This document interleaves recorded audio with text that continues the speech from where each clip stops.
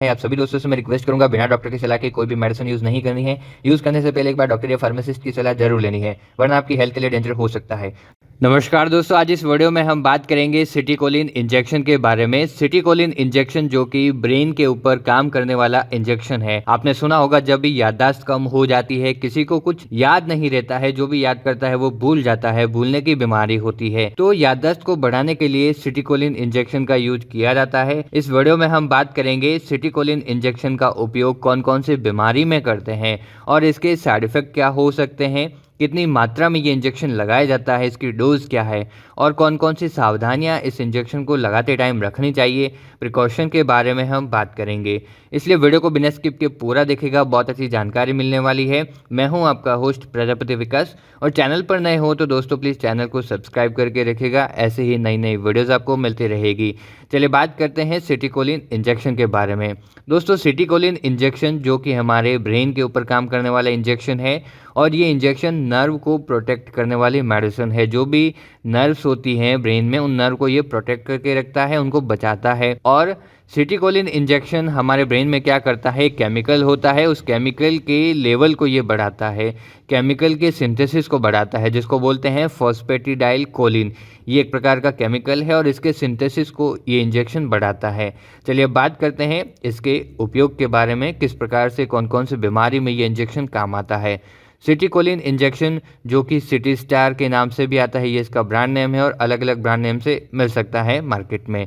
तो इसके उपयोग की बात करें तो ये ट्रीटमेंट ऑफ स्ट्रोक, जब भी स्ट्रोक होता है तो स्ट्रोक के इलाज में ये यूज़ किया जाता है, या फिर जब भी हेड में कोई इंजरी हो जाती है, सिर में चोट लग जाती है, किसी भी कारण की वजह से हो सकता है, चाहे वो एक्सीडेंट की वजह से हो सकता है या फिर स्ट्रोक की वजह से हो सकता है।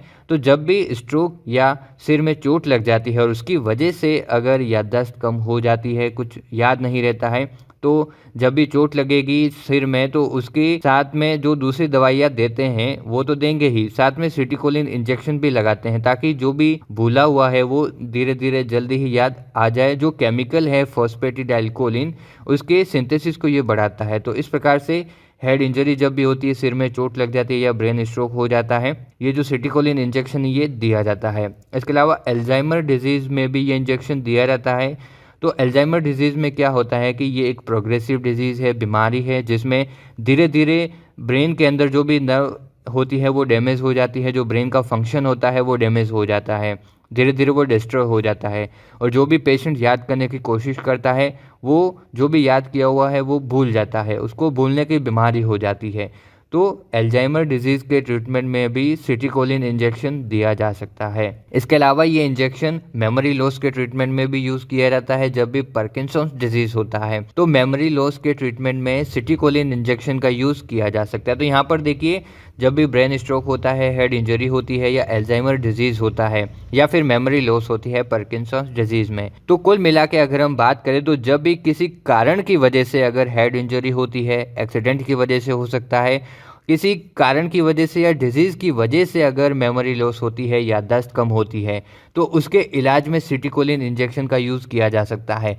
लेकिन यहाँ पर ध्यान देने वाली बात यह है दोस्तों कि नॉर्मल यूज़ के लिए अगर कोई करता है, नॉर्मली अगर कोई याददाश्त बढ़ाना चाहता है, उसको कोई डिजीज़ नहीं हुआ है या फिर कोई सिर में चोट नहीं लगी है, फिर भी अगर वो या फिर मेमोरी को वो बढ़ाना चाहता है, तो उसके लिए ये यूज़ नहीं किया जा सकता है। ये जो इंजेक्शन है स्पेशली मेडिकल सुपरविज़न या हॉस्पिटल में या क्लिनिक में ही लगाया जाता है, अंडर मेडिकल सुपरविज़न। तो इस इंजेक्शन का उपयोग बिना डॉक्टर की सलाह के नहीं करना चाहिए, वरना आपकी हेल्थ के लिए भी डेंजर हो सकता है। अब बात करते हैं सिटीकोलिन इंजेक्शन के साइड इफेक्ट के बारे में, क्या क्या साइड इफेक्ट हो सकते हैं। तो इसकी वजह से ब्लड प्रेशर डिक्रीज हो सकता है, स्टमक में पेन हो सकता है, डायरिया हो सकता है और इरेगुलर हार्ट रेट हो सकती है। तो ये कुछ इसके साइड इफ़ेक्ट हैं। ज़रूर नहीं है कि सारे ही साइड इफ़ेक्ट आपको देखने को मिले, इनमें से कुछ साइड इफ़ेक्ट आपको देखने को मिल सकते हैं। तो जो भी साइड इफ़ेक्ट आपको देखने को मिलता है तो आपको तुरंत डॉक्टर से सलाह लेनी है, उनसे कंसल्ट करना है। अब बात करते हैं सिटिकोलिन इंजेक्शन के प्रिकॉशन के बारे में, क्या क्या सावधानियां आपको रखनी है। तो सबसे पहली सावधानी ये है कि जो भी किडनी के पेशेंट है, जिनको किडनी से रिलेटेड कोई डिजीज़ या डिसऑर्डर है, तो उनको ये इंजेक्शन नहीं लगवाना चाहिए। लगवाने से पहले डॉक्टर को बताना चाहिए। इसके अलावा अगर कोई पेशेंट एपिलेप्सी का है, जिसको मिर्गी के दौरे आते हैं, फिट्स आते हैं, तो उनको भी डॉक्टर को बताना चाहिए ये इंजेक्शन लगवाने से पहले। और ये जो इंजेक्शन है बच्चों के लिए यूज़ नहीं होता है। जो छोटे बच्चे हैं, 12 साल से कम एज के हैं, उनको ये इंजेक्शन नहीं लगवाना चाहिए, नहीं लगाते हैं। इसे लगाने से पहले एक बार डॉक्टर से सलाह लेनी चाहिए, उनसे कंसल्ट करके ही ये जो इंजेक्शन है लगवाना चाहिए। इसके अलावा प्रेगनेंसी में इंजेक्शन नहीं लगवाना चाहिए, ब्रेस्ट फीडिंग मदर को भी ये इंजेक्शन नहीं लगवाना चाहिए। कुल मिला के जो अल्कोहल वाले पेशेंट हैं उनको भी इंजेक्शन नहीं लगवाना है। लगवाने से पहले आपको एक बार डॉक्टर से सलाह लेनी है, उनसे कंसल्ट करने के बाद ही ये इंजेक्शन लगाया जाता है। वैसे तो ये इंजेक्शन हॉस्पिटल या क्लिनिक में डॉक्टर की सलाह के बाद ही, जब डॉक्टर प्रिस्क्राइब करते हैं तभी ये इंजेक्शन लगाते हैं। अब बात करते हैं सिटिकोलिन इंजेक्शन की डोज़ के बारे में। इसकी जो मैक्सिमम डोज़ है वो कितनी होती है।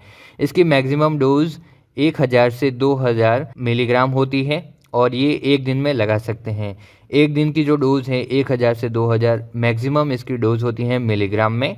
और ये जो इंजेक्शन आता है सिटिकोलिन इंजेक्शन, ये 250 मिलीग्राम में आता है, 500 मिलीग्राम में आता है और 1000 मिलीग्राम में आता है। तो ये तीनों स्ट्रेंथ में ये मिलता है, 1000 मिलीग्राम में, 500 मिलीग्राम में और 250 मिलीग्राम में। और ये इंजेक्शन आईवी रूट से लगता है और आईएम रूट से लगता है, इंट्रावीनस रूट और इंट्रामस्कुलर रूट। तो इस प्रकार से सिटिकोलिन इंजेक्शन का उपयोग किया जाता है। आप सभी दोस्तों से मैं रिक्वेस्ट करूंगा, बिना डॉक्टर की सलाह के कोई भी मेडिसिन यूज़ नहीं करनी है। यूज़ करने से पहले एक बार डॉक्टर या फार्मासिस्ट की सलाह जरूर लेनी है, वरना आपकी हेल्थ के लिए डेंजर हो सकता है। तो आप सभी को पता चल गया होगा सिटिकोलिन इंजेक्शन के बारे में। उम्मीद करता हूँ वीडियो आपके लिए हेल्पफुल होगा। चैनल को सब्सक्राइब करके रखेगा, ऐसी ही नई नई वीडियोज़ आपको मिलती रहेगी। धन्यवाद।